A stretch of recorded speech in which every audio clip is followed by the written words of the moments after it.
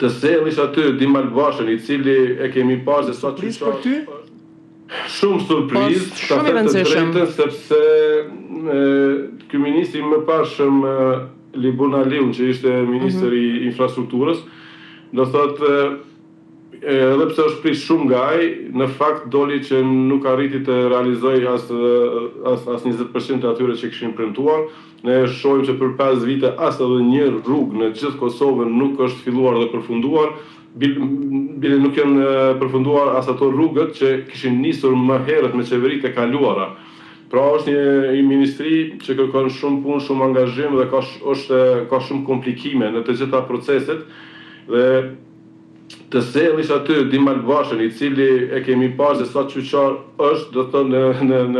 në aspektin politik. Zia e kujtohet ai momenti kur mbeti pa ulse në një ceremoni të organizuar nga KFOR, do thotë se si e humbi kontrollin dhe nuk ishte në gjendje, do të thonë, të ruante personalitetin dhe dignitetin e vet në një moment shumë të thjeshtë, ku ti do të thotë s'ke as arsye të mërzitesh. Edhe tani para mendoni ky ka marrë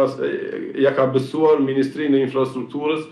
e cila është një ministri ku kërkon dije, profesionalizëm, kërkon diapazon të gjerë, sepse këtu kemi të bëjmë me shumë financa, me shumë kompani, operator, kemi të bëjmë me një kontroll të madh. Po, zotri Zefaj, më falë që të ndërhyj, përveç do me thënë që po i përmend disa emra të cilët e thoni se nuk janë të zotë në një farë mënyrë ta kryejnë punën, a mendoni se brenda strukturave të vetëvendosjes nuk ka emra më të mirë, nëse mund të themi, apo nuk është bërë përzgjedhje e duhur? Jo, ka emra në vetëvendosje që mund ta kryejnë, që të mund të marrin përgjegjësi serioze dhe të kryejnë punë shumë serioze, por ato emra janë njerëz të cilët nuk janë servil, nuk janë vazal. Pra njerëz që kryejnë punë janë njerëz që kanë dinjitet dhe janë profesionistë dhe nuk lejojnë askë që si themi ti nënshtroj. Kurse këto një pjesë e madhe këtyre ministrave që ne i shohim aty janë tani këtë rastin konkret që përmendëm Dimal Basha, ky është komplet një person servil. Do thonë, nëse mbajmë mend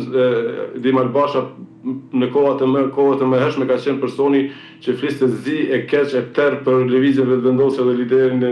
Albin Kurti, edhe pas një kohë, një periudhë shumë shkurt, ai vjen edhe bëhet një faktor